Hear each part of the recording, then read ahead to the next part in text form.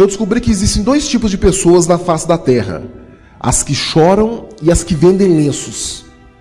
Então todo dia quando você levanta de manhã, você tem que fazer uma opção na sua vida. Ou você vai chorar, reclamar da sua vida, ou você vai vender lenços, consolar as pessoas.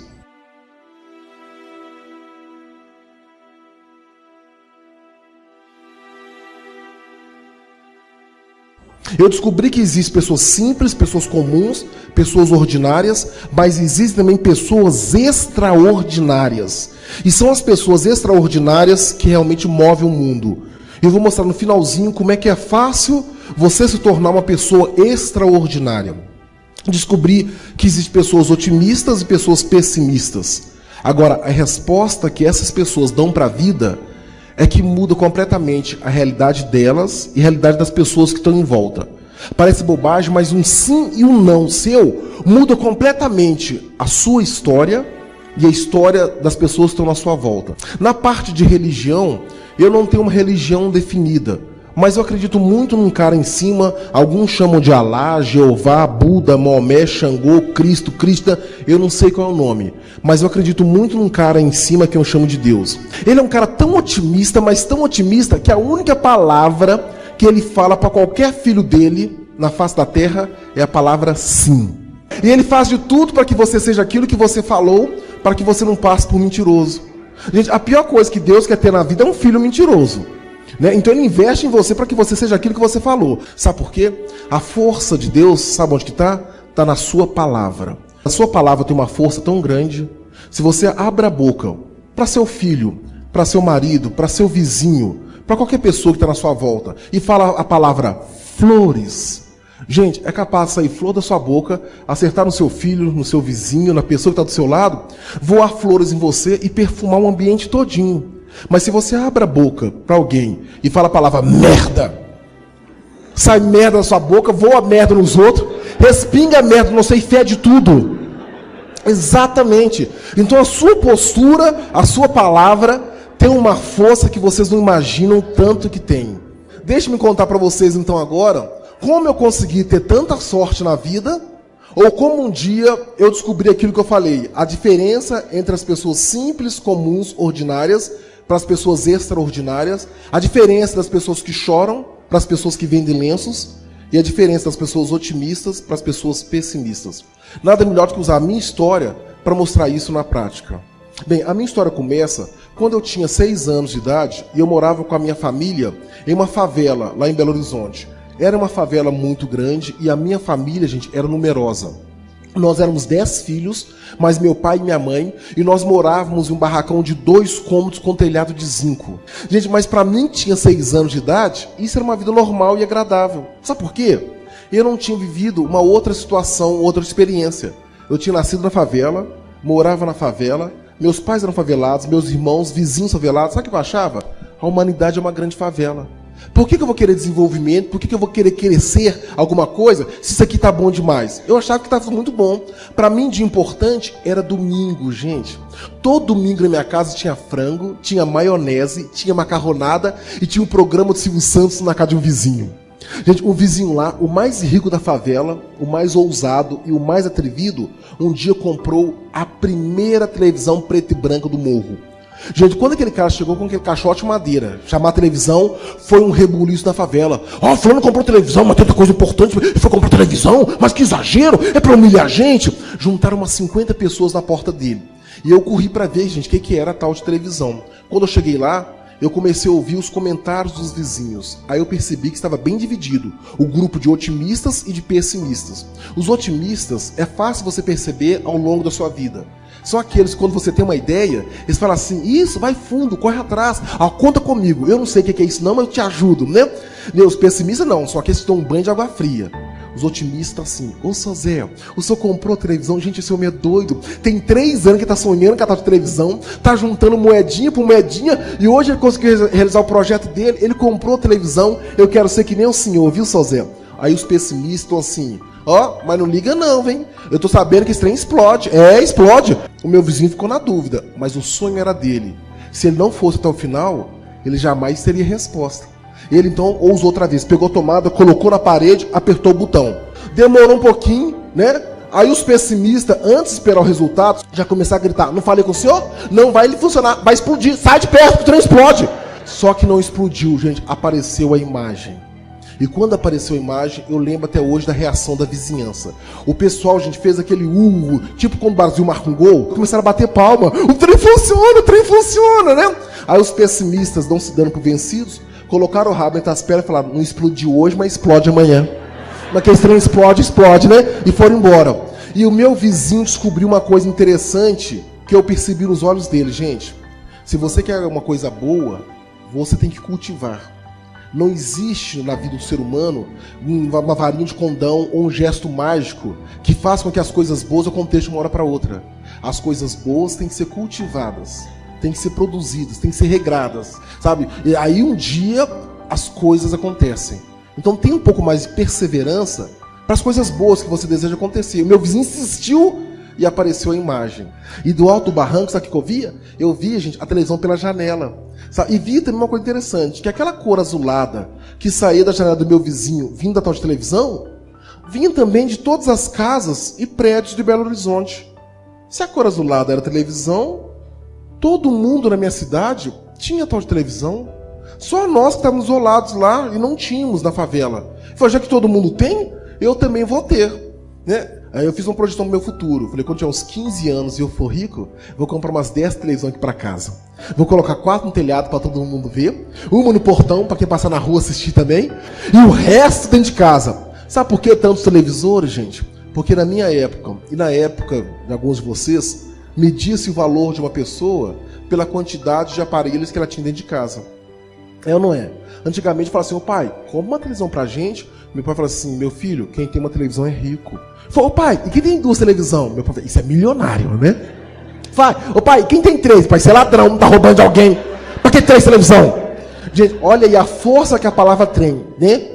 Um pai e uma mãe, ele pode estimular um filho e limitar. Meu pai sempre percebeu, falando que quem tem 3, né, é ladrão, sem perceber, ele estava me limitando. E eu cresci com essa coisa na cabeça: quem tem 3 é ladrão, quem tem muito tá roubando. Olha, você vê, pra você ter uma ideia, já adulto, eu tinha 2 televisores em casa, construí um quarto de hóspede.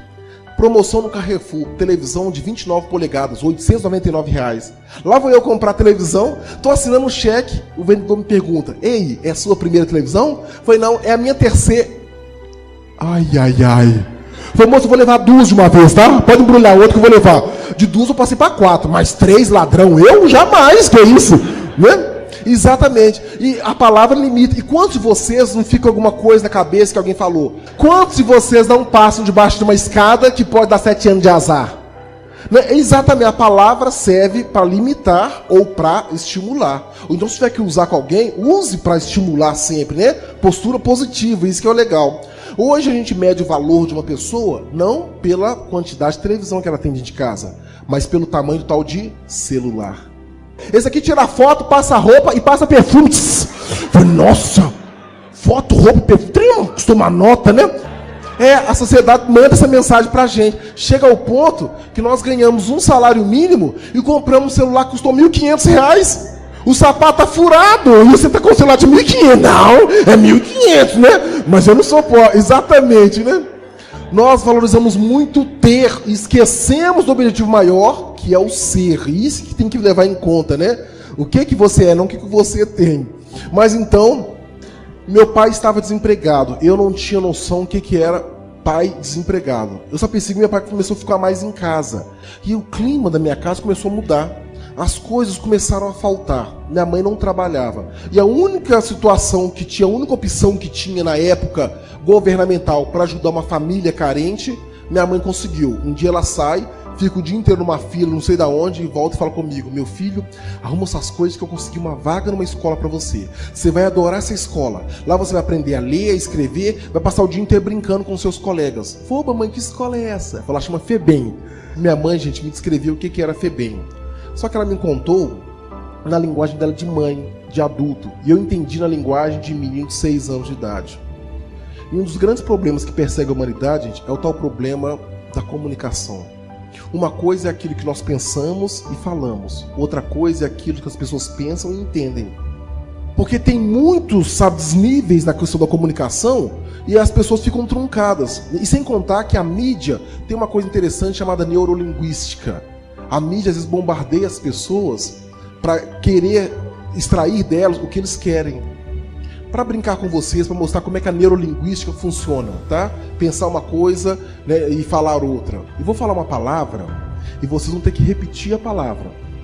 No finalzinho, eu faço uma pergunta rapidinho e eu quero ver a rapidez de vocês em responderem a essa pergunta. Combinado? Todo mundo, hein? Então repitam comigo, hein? Branco, branco, branco, branco. Branco, branco, branco, branco. Agora me responda rapidinho. A vaca bebe leite? Lá em Minas Gerais a vaca bebe água. Mas a culpa não é duas não, gente. A culpa é da tal da neurolinguística. Sabe por quê? Eu bombardeei com vocês com informações para extrair depois no final a resposta que eu queria. Quando você chega em casa às 6 horas da tarde, liga a televisão. Tá? De 6 horas da tarde até meia-noite, vocês começam a ver o quê? Homem carregando dinheiro na cueca, é mensalão, é pizza, é corrupção, é bomba estourando, é os outros matando. Quando amanhece o dia, se eu te perguntar como é que tá o seu país, o que você fala? Uma porcaria, não presta, não tem jeito, eu vou embora daqui. É ou não é? Agora prestem atenção. Quantos de vocês estão trabalhando? Quantos de vocês estão na faculdade? Quantos de vocês estão estudando? Quantos de vocês não têm um filho perfeito, um marido perfeito? Quantos de vocês não têm um sonho legal? Quantos de vocês não estão realizando alguma coisa? E apesar de tudo aquilo que a mídia fala, será que a vida de vocês está tão ruim assim, ao ponto de todo de manhã cedo vocês acharem que é uma porcaria? Lembre-se que eu falei no começo, a única palavra que Deus fala com todos os filhos dele é a palavra sim. Se você começa a falar que o seu país é uma porcaria, o seu estado não presta, a sua cidade é uma merda, Deus abre a boca e fala sim. E aqui no Brasil, nós temos uma mania muito grande de anunciar as coisas ruins. E isso acaba contaminando todo mundo com uma insegurança, uma coisa assim, poxa, o país não presta, a cidade não presta, o estado não presta. A neurolinguística funciona desse jeito. Então, quando vocês assistirem televisão ou abrirem um jornal, comecem a peneirar, tá? E ver até que ponto realmente vale a pena você fazer parte, sabe, de toda essa estrutura que fala que esse país, né, esse nosso estado não tem jeito. Bem, mas aí então, lá fui eu com a FEBEM. Quando eu cheguei no tal de FEBEM, lá em Minas Gerais, a minha escola tinha um muro de 3 metros de altura com mais 3 metros de grade em cima. Era um portão de ferro retorcido, nada de Xuxa nem Angélica. 2 policiais na porta com um castete na mão olhando assim pra mim. Mas pelo menos o portão se abriu como se abre os portões de contos de fadas. E fez aquele barulho assim de... E quando eu entro com a minha mãe, o portão se fecha como se fecha os portões de castelo de terror. E aí começa, gente, o meu contato com aquelas pessoas que eu falei, pessoas simples, comuns, ordinárias, com pessoas que não têm noção que a resposta e a atuação delas muda completamente a vida delas e a vida das pessoas. Tem gente que passa pela vida e acha, não vai fazer diferença nenhuma nesse mundo. Gente, qualquer pessoa é uma peça fundamental. Eu vou mostrar isso, como é que funcionou. A primeira profissional que me atendeu lá na FEBEM, eu vou falar daquelas pessoas que me atenderam, não dos profissionais, tá? Toda profissão é nobre, é digna. Só que algumas pessoas estão na área errada, fazendo coisa errada. A primeira mulher que me atendeu foi uma tal de assistente social. E era uma pessoa que caiu de paraquedas naquela instituição, porque ela não tocava em nada para não se contaminar. Para ela tudo era sujo, tudo era porco. Ela viu que eu era um aluno ioiôzinho. É aquele que tem assim um cavanhaque de catarro, e o nariz fica assim com um catarro. Aí tudo bem, mal cheguei na instituição, ganhei um apelido de porquinho. É porquinho, é porquinho pra cá, tudo bem. Durmo a primeira noite na FEBEM. Quando eu levanto, tomo meu segundo contato com uma educadora incompetente. Abre as portas, entra uma professora, ela berrava, idiota, retardado, mongoló, o que é que eu tô fazendo aqui, meu Deus do céu? Com aquela professora eu não aprendi nada, gente. Tem umas pessoas que passam pela vida e não ensinam nada. Aliás, eu aprendi uma coisa assim, a contar até 10 de uma maneira diferente. Que ela contava até 10, era assim, ó, ia 1, ia 2, ia 3, ia 4, depois ela ficava muda de preguiça e falava, ia 5, ia 6, certinho. E como bom aluno, eu comecei a imitar professor no pátio. Eu ficava lá, ia 1, ia 2, ia 3. Aí meus coleguinhas passavam e falavam, nossa, aqui ele imita a professora direitinho, que nem a professora. Achei que tava arrasando, né? Tava. Até que um dia chegou na FEBEM uma tal de psicóloga. E essa mulher veio no ônibus com 40 estagiários de psicologia. Para aquele ônibus, tô descendo os estagiários, eu tô lá, ia 1, ia 2, ia 3. Quando vem a psicóloga mor, a chefe da equipe, eu tô lá, ia 5, ia 6. Eu falei, menina, você, faz favor? Eu falei, vem cá, conte até 10 pra mim. Eu, hã? Ela, conte até 10. Lá vai, tia, vou contar aqui, ó. Ia 1, ia 2, ia 3, ia 4. Quando eu fiz? Ia 5, ia 6. Eu falei, gente, olha aqui, ó, primeiro caso de retardo mental, vocês viram? Eu tinha 6 anos de idade quando acharam que eu tinha problemas. Me sentaram numa mesa compridona, os estagiários estavam na minha volta com uma tabuleta na mão, olhando pra mim. O que eu fazia, os estagiários anotavam. Pois, pessoal, a mulher veio passando um quebra-cabeça de 6 peças, né? Quando ela colocou na minha frente, assim, e virou para explicar para os estagiários o que ela ia fazer, eu gritei, tia, acabei! Eu já tinha feito, né? Ela falou assim, pessoal, foi eu tô combinando um brinquedo para mim. Aí veio um outro quebra-cabeça de 30 peças. Outro quebra-cabeça, peguei, tia, acabei. Ela... Um outro quebra-cabeça de 40 peças. A gente só tinha quebra-cabeça ali. Tava tão sem graça a brincadeira que uma hora que eu distraí e errei. Na hora que eu errei, gente, a tal de psicóloga deu o nome de uma doença que eu tinha, que eu nem sabia que eu tinha. O pessoal fez, oh! Aí veio uma estagiária morrendo de dó de mim porque eu tinha aquela doença e me deu um biscoitinho para me consolar. Na hora eu entendi todo o recado, gente. Toda vez que eu acerto, não acontece nada. Mas quando eu erro, a mulher me dá uma doença e a outra me dá o biscoitinho. Então, um grande lance da vida é você errar sempre, pra você ganhar ajuda, né? Gente, eu comecei a errar de propósito. Pegar a pecinha redonda, eu colocava por aqui em quadrado. É aqui, dona, ô dona, errei, deu biscoitinho. Aqui, moça, errei outra vez. Errei tudo que podia, comi um pacote inteiro de biscoito recheado, tomei 2 xicrinhas de café com os estagiários, mas saí do ônibus cheio de doença, gente. A mulher falou uma tal de dislalia, dislexia, descalculia. Mas ninguém me explicou o que era isso. Sabe o que eu pensei? Deve ser uma doença que dá no corpo da gente, né? Eu então saí do ônibus mancando. Gente, que ela tem dislalia, tem dislexia, tem descalculia. Pessoal, o que é isso? Você falou que eu tenho? Pergunta lá pra você ver, né? Gente, aí eu comecei a perceber, gente, que ser doente e ser coitado é a melhor coisa nesse Brasil. Todo mundo passa os doentes, coitado, na frente, né?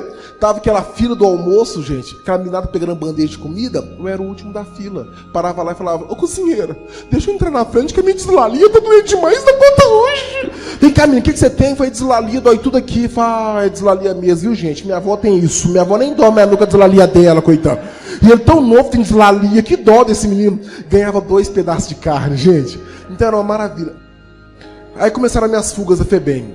Com 8 anos, eu tinha fugido 12 vezes da FEBEM. Não sabia ler nem escrever com 8 anos de idade, mas descobri uma coisa interessante. E isso serve como uma lição, até eu passo para meus filhos. O bom contador de histórias é aquele que conta as histórias que as pessoas gostam de ouvir. O bom vendedor é o que vende o produto que as pessoas querem comprar. Assim como o bom professor, gente, é aquele que desenvolve a metodologia que os outros querem, né, aprender. Você tem que estar sempre oferecendo alguma coisa para as pessoas terem um certo interesse, né? Eu sabia que na rua, os meus colegas gostavam de ouvir histórias. Toda criança gosta. Só que as tias da FEBEM liam história de porquinho, de gatinho, de boizinho. Gente, meninos que tinham 12, 13 anos de idade, ouvindo história do Lobo Mau, os 3 porquinhos, os meninos estavam acostumados já com a realidade de rua. História de atropelamento, de crime, tudo sai sangue, né? Eles gostavam. Os meus colegas gostavam disso. Eu não sabia, né? Eu sabia ler, mas eles também não sabiam. Aí um dia eu peguei o jornal e falei, gente, vem cá, eu vou ler para vocês. Falei, ninguém, você sabe ler? Quando perguntaram, você sabe ler? Eu decidi a minha vida. Porque eu estava sendo treinado na FEBEM até aquela postura de olha pro chão, seja humilde, nunca se vanglorie, nunca fale nada a seu respeito.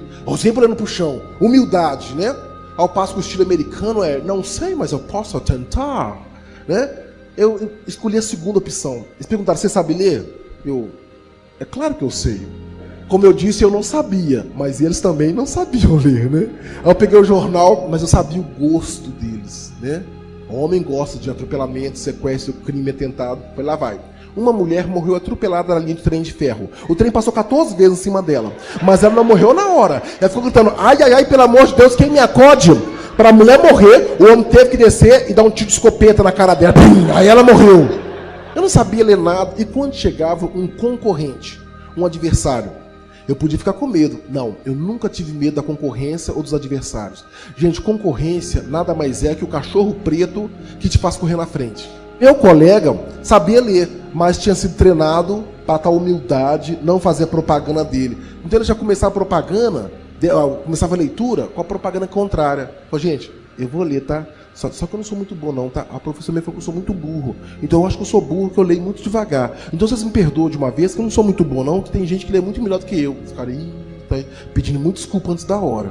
Aí ele começava, o menino falou. Ih, o cara é analfabeto mesmo, Roberto? Sabe ler? Não, Roberto, vem cá. Mostra como é que lê. Você que sabe ler. Eu chegava lá, pegava o jornal, virava de cabeça pra baixo, que eu lia até de cabeça pra baixo, hein? Nossa, o cara é foda, o cara é bom mesmo, né? Lá vai aqui, ó. O menino caiu do 15º andar de um prédio. Ele quebrou os 2 braços e as 2 pernas. Quando chegou no pronto-socorro, o médico demorou a atendê-lo. Ele então cortou o pescoço do médico com uma navalha. O médico levou 88 pontos, nunca mais demorou a atender ninguém. Pessoal bem feito, você mesmo tem que cortar o pescoço, ó. Demorou a atender o coitado. A turma aplaudia, gente. Com 9 anos, eu tinha fugido 48 vezes da FEBEM. E quando você se propõe a educar, você tem que ficar atento às idades do seu filho, porque cada idade tem um interesse. Com 9 anos, o menino se acha o cientista do mundo, né? Eu descobri que falar bem era fundamental. Só que eu morava na rua. Então, um menino com 9 anos, quando está na sua casa, ele começa a prestar atenção muito, né, uma maneira interessante, qual a forma que você fala, qual a forma que a professora fala, qual a forma dos colegas, né, falar. Então, ele está atento a tudo. Eu só vivia na rua. Então, de 10 palavras que eu falava, 11 eram palavrões. E os meus colegas achavam legal. Pô, o cara é desbocado, né? O cara fala bem demais. Eu achei que estava arrasando, né? Até que um dia me mandaram para uma escola da FEBEM que era dirigida por umas irmãs de caridade. E eram umas irmãs sexy, sagenárias. Deram aula para um tal de Piaget e Vygotsky no século passado. Estavam lá, gente. Chego eu com meus palavrões. Aí um dia uma irmã fala comigo assim, imbecil, estúpido, insignificante, larápio, reles, vil, torpe, ínfimo. Falei, não, irmã, coisa bonita, isso é poesia? Aí um colega falou, tá te xingando palavrão, trouxa. Eu falei, isso aí é o palavrão da irmã? Aí eu falei com a irmã, irmã, eu vou ensinar um palavrão legal pra senhora, pra você falar com os outros. Eu falei, irmã, vai tomar banho. Quando eu mandei a irmã tomar banho, ela pulou pra trás. Menino, o que você falou comigo? Eu percebi que ela ficou nervosa, com simples vai tomar banho. Eu falei, irmã, vai tomar banho em bunda. Ô menino, o que ele falou? Eu falei, irmã, vai tomar banho em bunda e perereca. Quando eu falei perereca, a irmã ficou no chão. Aí eu vi que a perereca era o ponto fraco dela, gente. E quando o filho descobre o seu ponto fraco, o filho abusa, eu não é. Eu dei adjetivo de perereca, perereca grande, cabeluda, recheada, careca, amanteigada, com creme de leite, com cereja. Gente, a irmã não sabia que existiam tantas pererecas no mundo. Né? Ela entortou todo, saiu, acabou espumando, voltou um mês depois, olhou pra mim com uma cara que não era de irmã de caridade e fez o laudo que ia mudar minha vida. Esse menino não tem jeito, ele é irrecuperável. Puf! Pronto, eu agora ganhei o atestado de doido. Eu só me perguntar uma coisa, segundo me falaram, aquelas irmãs, elas estavam ali por opção, escolheram trabalhar naquela escola para ajudar porque gostavam do que faziam. Eu só não entendi por que as pessoas entortam a boca, estressam, dão um infarto fazendo coisas que elas se propõem, coisas que elas gostam. Quando você se propõe a fazer alguma coisa, faça rindo, faça por prazer. Tenha certeza disso. No momento que começou a te estressar, te esgotar, está na hora de você dar um tempo então. Com 9 anos, com 10 anos de idade, eu já tinha fugido mais de 100 vezes da FEBEM. Com 13 anos, tinha fugido 132 vezes. E com 13 anos aconteceu uma coisa que eu quase morri. Um dia eu quis fazer parte de uma turma de meninos maiores do que eu.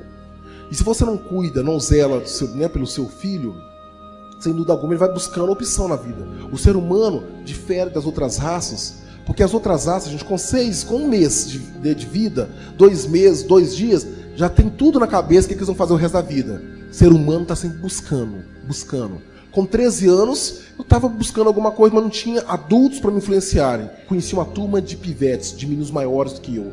Os caras tinham 17, 18 anos de idade. Faziam assalto à mão armada. E eu, com 13 anos, achei que já era malandro o suficiente para ficar naquela turma. Quis fazer parte da turma deles. Só que tinha um ritual de iniciação que eu não sabia. O grupo que recebia o novato dava uma prova de fogo para o novato. Às vezes defecavam no chão, o novatinho tinha que comer o cocô de todo mundo. A prova de fogo podia ser espancar o novato, estrupá-lo. Eu não sabia que tinha todo esse ritual. Eu estava lá debaixo do viaduto com aqueles caras bem maiores que eu tinha 13 anos. Eles falaram, neguinho, vem cá, tá na hora da sua prova. Ele falou, opa, qual vai ser minha prova? Eles falaram, você vai ser a nossa mulher essa noite. Eu falei, nossa o quê? Eu falei, nossa mulher. Eu falei, dá licença, não tem jeito não. Levantei para correr, me derrubaram no chão com uma rasteira. Um outro veio e me quebrou um cabo de vassoura nas costas que eu vi literalmente estrelas.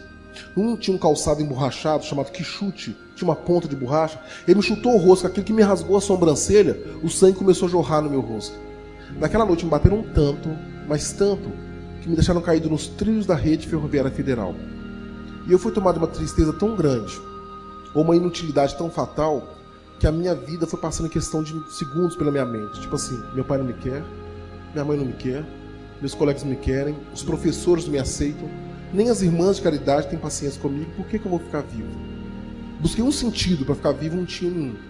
E pela primeira e única vez em minha vida eu pensei em suicídio. Eu puxei meu corpo para cima dos trilhos da rede ferroviária federal, deitei em cima do trilho, eu pensei, o trem passa e acaba com esse sofrimento. E eu desmaiei.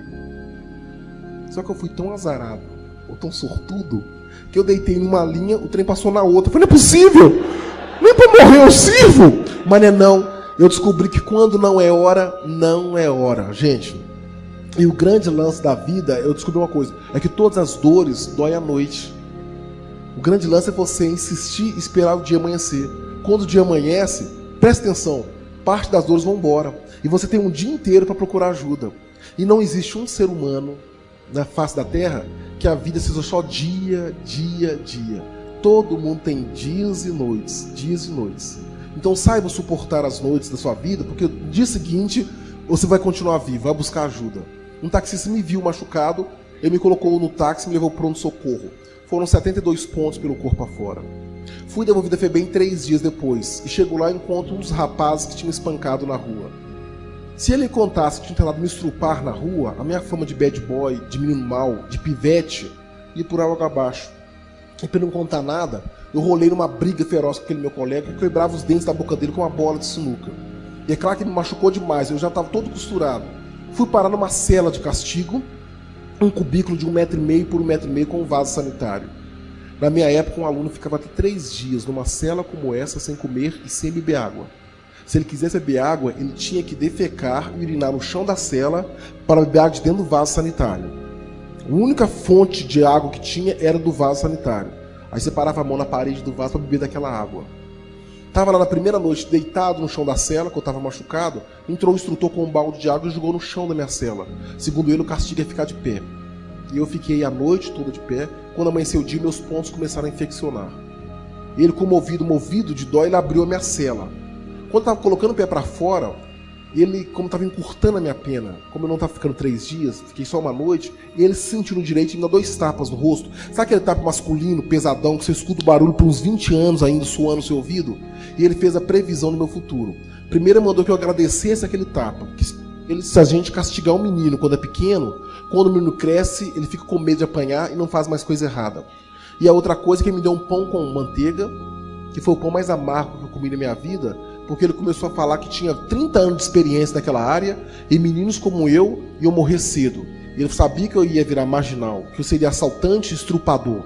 Ele falava comigo, escreve, tô te falando, você não vai ser outra coisa na sua vida, daqui a pouco você está matando, roubando, estrupando. Ele falou tantas vezes aquilo, né, e eu senti tudo em câmera lenta, ou seja, aquele cara me batia, me dava um pão com manteiga e falava, marginal, assaltante, não tem futuro.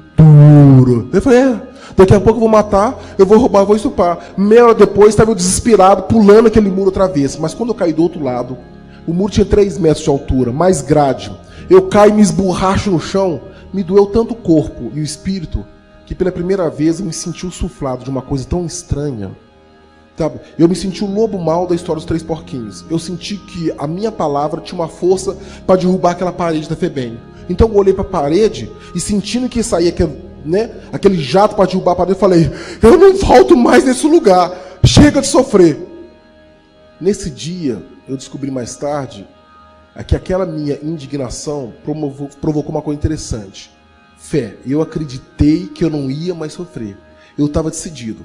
E quando você tem fé, você decide uma coisa. Ou você leva a sua fé para uma coisa otimista ou para uma coisa pessimista. Porque com a fé você é capaz de matar, sabe? Ou também é capaz de salvar uma vida. Eu falei, eu não volto mais aqui, chega de sofrer. E como eu disse no começo, a única palavra que Deus fala com todos os filhos dele é a palavra... acho que Deus virou e falou, sim, meu filho, chega de sofrer. Ele teve que importar da França, naquele dia, uma pedagoga francesa. Essa mulher chamava-se Marguerite Duras. A mulher chega no Brasil, quis conhecer o país tropical, tranquilo, paradisíaco, quis conhecer a FEBEM de Minas Gerais, que, segundo a propaganda que virou televisão, era a melhor escola para criança carente do Brasil. Na hora que ela chegava no carro do consulado, eu fui presa a 2 quarteirões de distância. Estava todo machucado, né? Me colocaram na Kombi da FEBEM, me devolveram. Estava sentado no banco de cimento olhando para trás, pro chão. Quando chega aquela mulher 2 metros de altura, loura, perfume Chanel número 5 autêntico. Não agride os perfumes, não machuca ninguém. A minha sorte é que vieram 2 professoras, daquelas cansadas, falaram assim, tá vendo que menino? É um caso irrecuperável. Tem 13 anos de idade, usa droga, não sabe ler nem escrever, é assaltante, estrupador, fez um tanto de coisa errada, é irrecuperável. A Francisca Paula pensou, mas como caso irrecuperável? Se um ser humano vive até 80 ou 90 anos de idade, como que com 13 anos vocês condenam alguém de errado pro resto da vida? A francesa falou assim, eu vim conversar com algumas crianças, eu quero conversar primeiro com aquele, o irrecuperável. Pessoal, deixa de ser boba, vem de longe para falar com aquela porcaria. Pela primeira vez na minha vida, alguém se aproximou de mim e antes de falar alguma coisa da minha cor de pele, antes de sentir o meu cheiro de xixi, antes de observar meu cabelo com piolho ou meu nariz com catarro, aquela mulher não mandou nem que eu olhasse para os olhos dela. Eu estava olhando para o chão, sentado no banco, quando tinha aquela mulher, coloca a mão no joelho, olha nos meus olhos. Ela me sorriu com os olhos. Ninguém nunca tinha... Ela me sorriu com os olhos e falou assim, com licença, por favor, eu gostaria de conversar com você. Gente, pela primeira vez alguém falava com licença e por favor. Achei que a mulher fosse louca. Fugi aquele dia mesmo da FEBEM. 3 dias depois estava eu na rua, quem eu vejo me chamando? Roberto! Roberto! Está lembrado de mim? Foi lá vem a doida francesa. Ele falou, aquele dia você fugiu da FEBEM, lá me pensei uma escola tão bom. Foi tão bom? Eles mostraram a cela para a senhora. Ela falou, cela? Que cela? A senhora não viu o pau de arara, não? Ela, pau de arara? O que é pau de arara? Aí eu descrevi o que era a FEBEM que eu frequentava. E pela primeira vez da minha vida, gente, alguém me ouviu. Quando eu terminei, ela estava comovida e falou assim, Roberto... Ela falou, olha, vou ficar 1 semana em Belo Horizonte. Você gostaria de ficar 1 semana comigo no meu casa? Eu quero gravar uma entrevista para mostrar no meu país. Eu falei, morar com a senhora 1 semana? Ela, sim. Rouba, agora que eu vou roubar tudo que eu tenho direito da casa dela. Sabe o que eu pensei em roubá-la, gente? Olha por quê. Tudo tem um motivo, tá? A primeira vez, quando eu fui adotado da FEBEM, eu tinha 8 anos de idade. Um casal me tirou da FEBEM e disseram que eu seria adotado. Quando eu chego na casa deles, eles me dão um quarto no fundo do quintal, onde ficava a cama quebrada, o fogão quebrado, a geladeira quebrada, tudo que não prestava, ficava ali. Inclusive eu, o Roberto Carlos. O casal tinha um filho que morava dentro de casa com eles. Eles tomavam café de manhã na mesa e eu cortava a grama e limpava a piscina. A minha função na família era cortar a grama e limpar a piscina. Outra vez eu tinha 12 anos, estava eu na rua vendo televisão em frente a uma loja, passa um senhor de carro e fala, ô menino, tô com dó de você. Quer morar na minha casa? Foi um pai, e dono de carro, um pai rico. Fala que pai legal que eu arrumei. À meia-noite, de banho tomado, deitado na minha cama de casal, né, a porta do quarto fez... E o cara queria ser meu pai, entrou peladão, querendo mostrar o amor que ele tinha pra me dar. Pulei a janela e caí na rua. Aí meus colegas me advertiram, neguinho, deixa de ser trouxa. Se alguém te passar a mão na rua, na sua cabeça, e falar que te ama, vai querer que você compre droga, vai querer que você limpe piscina, vai querer fazer bobagem com você. O tal de amor é só pra te usar. Eu falei, não sabia não. Gente, a partir daquele dia, eu me tornei aquele adolescente que nega o toque de todo mundo. Quando eu entrei na casa, eu pensei, o que ela vai fazer comigo, hein? O que ela vai fazer? Ela entra na casa e fala, no primeiro dia que eu te vi, eu descobri que te amava, faz sem vergonha. Ela vem um tal de amor. Ela vem e bate, Roberto, você tomou banho? Eu falei, não senhora, eu tô fedendo ainda, o que foi? Ela falou, calma, só queria que você fizesse um lanche comigo na mesa do jantar. Eu falei, pronto, vai ser em cima da mesa. Quando eu chego, gente, na sala do jantar, em cima da mesa tinha pão, bolo, biscoito, refrigerante, suco, mais de 20 qualidades de pão e biscoito. Tudo que tinha de comer naquela casa, ela colocou em cima da mesa. Até arroz e feijão. Ao contrário das outras casas que eu entrava, o pessoal trancava as portas, fechava a gaveta, prateleira com medo de mim. Tudo que tinha ela colocou em cima da mesa. Aí eu perdi curiosidade, né? Falei, pra que esse tanto de comida? Ela falou, para você comer. Eu falei, tem dinheiro não. Ela falou, não precisa pagar, é de graça. Ela falou, Roberto, desculpa se eu pareço louca. É que eu falar uma língua diferente, eu falo francês. Ela me ensinava um tal de francês. Gente, em vez de ficar um dia na casa dela, uma semana, foi ficando 2 semanas, 3 semanas, 4 semanas. E quando você oportuniza um ser humano adequadamente, você começa a transformá-lo. A coisa mais interessante é que no final da primeira semana eu pensei, essa mulher é tão legal comigo, se ela mandar embora, eu vou roubar só a videocassete e a televisão dela. Né? Porque, não vou levar tudo não, tudo é sacanagem, né? Ela é muito legal. No outro dia, eu vou levar só a televisão da coitada, que ela é muito boa comigo. Quando eu assustei, eu não queria roubar nada daquela mulher. No final de 1 ano de convivência, eu já estava em estado de graça. Aí veio a bomba. Ela chega e fala que o visto dela estava vencendo no Brasil, se ela não renovasse, ela teria que voltar para a Europa. E eu pensei, pronto. Fiquei 1 ano que nem bobo, comendo com talher, sendo educadinho, abrindo porta do carro, falando au revoir, enchanté, agora me coloca pra fora. Foi tudo bem. Ela vai mandar embora, só que agora eu vou voltar pra rua e vou assaltar em francês. Já pensou? Mas me doía a ideia de perder aquela mulher. Aí eu pensei, antes que ela me abandone, eu vou ter certeza se ela me ama ou não. Eu vou mostrar que ela não gosta de mim. Entrei no quarto dela, onde tinha um banheiro, no banheiro tinha uma banheira.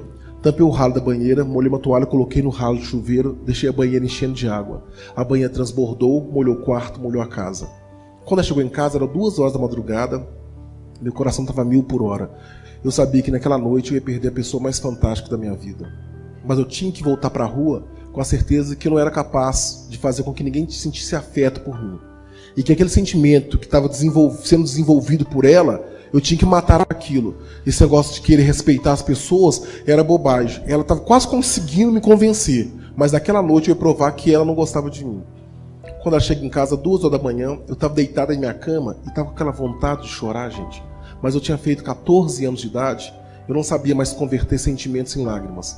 Eu estava tornando aquele menino enrijecido. Eu fiquei mordendo meu travesseiro para tentar engolir o choro. Ela abre a porta, pisa no carpete molhado da sala e ela fala, Mon Dieu! Qu'est-ce que c'est passé? Meu Deus, o que aconteceu? Ela foi subindo a escadaria, pisando molhado. Eu pensei que ela fosse direto no meu quarto, arrombando a porta. Só que ela foi no quarto dela, fechou a torneira da banheira, estampou o ralo. Deve ter contado até 10 ou até 1000. Só que não derrubou a porta, ela bateu. Roberto, toi tu dormes? Você tá dormindo? Aí eu levantei como se fosse um anjinho, né? Oh, madame, vous avez arrivé, a senhora chegou. Eu abro a porta, ela entra sério no meu quarto com a mão para trás. Eu podia jurar, de tão nervoso que eu estava vendo a ponta de uma faca aqui subindo. Falei, tá segurando uma faca aqui. Aí sentei na cama para facilitar o golpe, né? Tipo assim, dá o golpe, cai em cima da cama, né? Aí tô lá sentado e falo assim, Roberto, olha aqui nos meus olhos. Eu tô, não tô afim de olhar pra cara de ninguém, não. Eu falei, Roberto, você passou 1 ano morando comigo, usando um livro na testa, para aprender a olhar as pessoas nos olhos, esqueceu como se faz isso? Eu falei, não tô afim de olhar pra cara de ninguém. Olha que técnica fantástica dessa mulher, gente. Ela traz o problema para ela, como se ela fosse o problema. E quando você traz o problema pro seu lado, as pessoas se tornam solidárias para querer te ajudar. Ela falou, Roberto, desculpa se eu te peço para olhar para meus olhos, é que o problema está comigo. Eu é que não consigo conversar com as pessoas sem olhar nos olhos dela. Eu só consigo falar o que eu penso quando eu vejo o olho da pessoa. Eu pensar, se o problema tá com ela, então eu vou ajudar a coitadinha, eu vou olhar pra cara dela, né? Ô mulher problemática essa mulher, gente. Olhei pros olhos dela. Ainda bem que ela insistiu, gente. Porque quando eu olhei pros olhos dela, eu tive uma pena tão grande que eu pude perceber que o mesmo olho avermelhado, cheio de lágrimas que eu tinha, ela também tinha. O mesmo nó na garganta que me sufocava o choro e a lágrima, ela também tinha. E pela primeira vez, eu pude perceber que alguém estava sendo cúmplice do meu sentimento. Ou que alguém sentia o que eu sentia. E eu pensei, como é que eu posso ser miserável? Como é que eu posso ser carrasco com alguém que está sentindo a mesma coisa que eu? E ela falou, Roberto, você esqueceu a torneira da banheira aberta? Ela molhou todo o meu quarto, molhou toda a casa, inundou tudo. Você esqueceu, Roberto, a torneira aberta? Aí eu tomei coragem e falei, não senhora, eu não esqueci não. Eu fiz só de propósito mesmo, tipo assim, bate agora e prova que a senhora não gosta de mim. Eu esperei vir aquele tapa, mas como disse, gente, essa mulher era uma mulher extraordinária. Ela simplesmente tirou a mão de trás das costas, a mão dela estava vazia, ela me deu um abraço. Sabe aquele abraço de mãe? ou de alguém que te ama realmente. E eu tentei negar o abraço dela, mas ela me travou no abraço. Ela começou a chorar e falou assim: ô menino danado, o que eu preciso fazer para te provar que eu te amo? Naquela hora, gente, eu senti que nó rompendo aqui na minha garganta, e eu que não chorava há 7 anos, abri a boca e comecei a chorar. E quando ela viu a lágrima escorrendo, eu falei: Roberto, que coisa linda, você está chorando. A gente só chora quando se fragiliza. A gente só chora quando percebe que é capaz de amar alguém e fazer com que as pessoas nos amem também. E fica adianta, eu gosto da senhora, mas a senhora vai embora. Ela não vai embora não. Eu consegui renovar o visto no passaporte, vou continuar morando aqui no Brasil. Naquela noite, ela me ensinou o que vinha a ser a tal pedagogia do amor. É muito fácil. O aluno que mais tumultua, o filho mais bagunceiro, o mais levado, não é o que mais precisa do seu carinho, do seu afeto, da sua atenção? Porque se você vai passando por cima dos seus filhos que têm problema, dos seus alunos complicados, dos problemas da cidade, esses problemas continuam vivos ainda e vão se tornando cada vez maiores. E a pedagogia do amor é dedicar o tempo necessário até a solução desse problema. Porque se você investir adequadamente aquilo que é um caso problema, pode surpreender de uma maneira positiva. Graças àquela mulher, eu aprendi a ler e escrever em 6 meses, primeiro em francês, na língua dela, depois em português, na nossa língua. No ano seguinte, um processo chamado aceleração de aprendizado, terminava meu primário. No ano seguinte, meu primeiro grau. Ela me levou para a França quando eu tinha 16 anos de idade. Voltei para o Brasil, fiquei lá de 16 até 20 anos, 19 anos e meio. Lá eu fiz o meu segundo grau. Voltei para o Brasil com 20 anos. E quando cheguei aqui, ela encontrou meu pai e minha mãe. E eu tinha uma pergunta: por que um pai e uma mãe colocam um filho assim na tal de FEBEM? Quando eu chego naquela favela, embora eu estivesse subindo armado simbolicamente, tá? Eu, tipo assim, quando me encontrar com a minha família, eu vou jogar na cara deles que não preciso mais deles, né? Eu tava todo travado. Mas quando eu chego naquela favela, as minhas pedras começaram a cair. Porque eu fui ver a miséria que eu tinha nascido, aquela água de esgoto descer na rua, os moradores, alguns eu conhecia, não sabia o nome, mas sabia quem eram. E quando eu cheguei naquele barraco, caiu uns pedaços, eu vi de costas um tanque, uma mulher lavando roupa, eu sabia quem era aquela mulher. Meu coração, gente, chegou a 2 batimentos por minuto. Porque eu fiquei completamente sem fôlego, minha perna tremia, eu não sabia se corria, se chorava. E eu descobri que o coração de mãe é a coisa mais fantástica que Deus colocou na face da terra. Porque a minha mãe sentiu a minha chegada de costas, praticamente 14 anos depois. Eu tinha 6 anos de idade quando saí daquela favela, dando tchau pra todo mundo, né? Tava agora com 20 anos, e minha mãe lavando roupa, ela sentiu a minha chegada. Porque ela foi parando de lavar roupa assim no tanque, sentiu que alguém estava observando, e ela começou a buscar. E quando o olho dela cruzou com o meu, sem que eu falasse uma palavra, minha mãe me reconheceu na hora. E na hora ela começou a chorar, estava chorando, ela me abriu um sorriso do tamanho do sol e veio caminhando pro meu lado.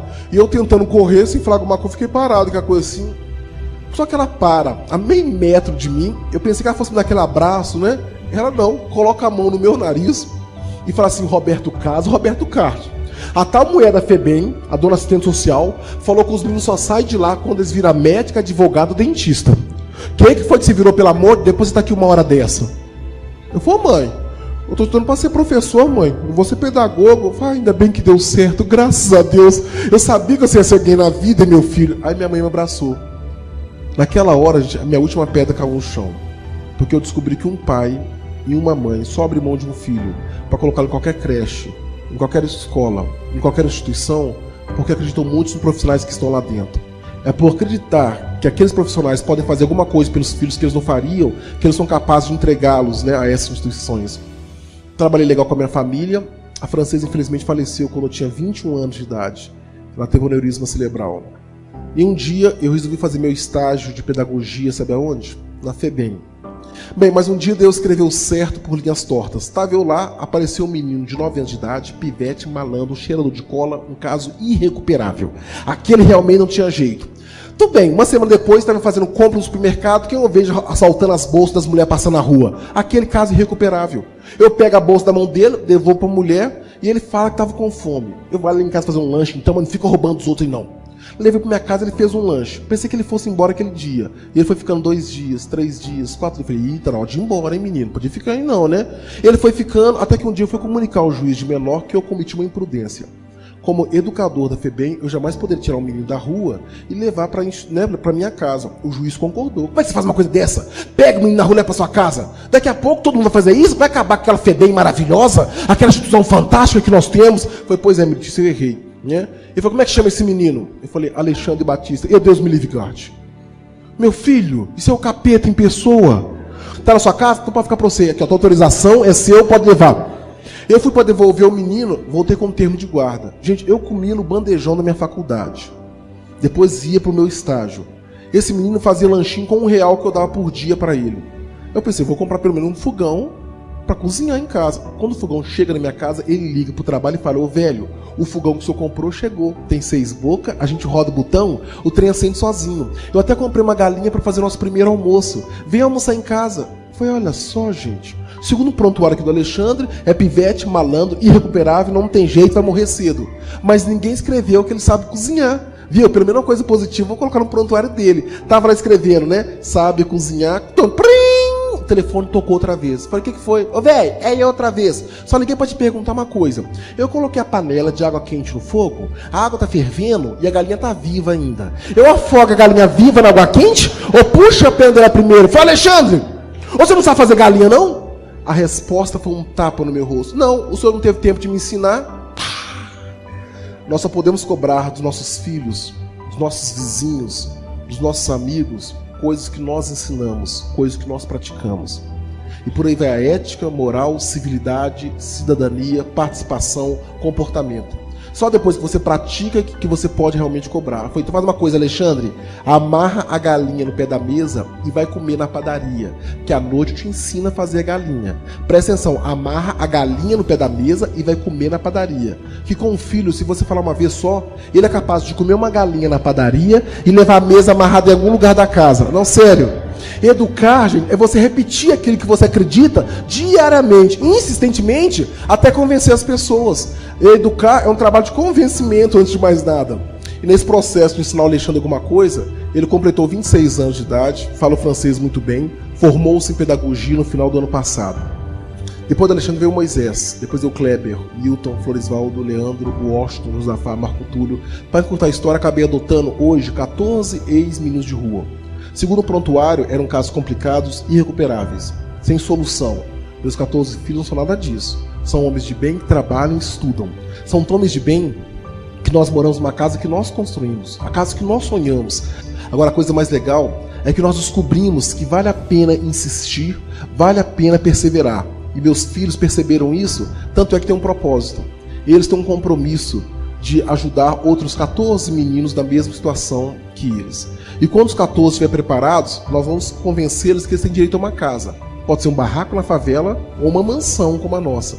E quando a nova casa estiver pronta, os 14 novatos vão herdar essa casa. Mas a casa só vai ser deles se um dia eles ajudarem outros 14 meninos e fizerem a mesma coisa que a Francesa fez comigo, que eu fiz com os 14 e os 14 com outros 14.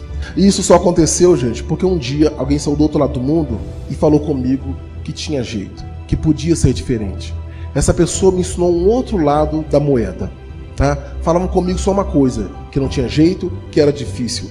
Quando alguém mudou a fala, eu percebi outras possibilidades. Então, quando alguém perguntar que país é o seu, se é bom, se é ruim, pensem direitinho, porque a fala realmente, ela começa a construir coisas interessantes. Vale a pena você insistir nisso. Obrigado, gente.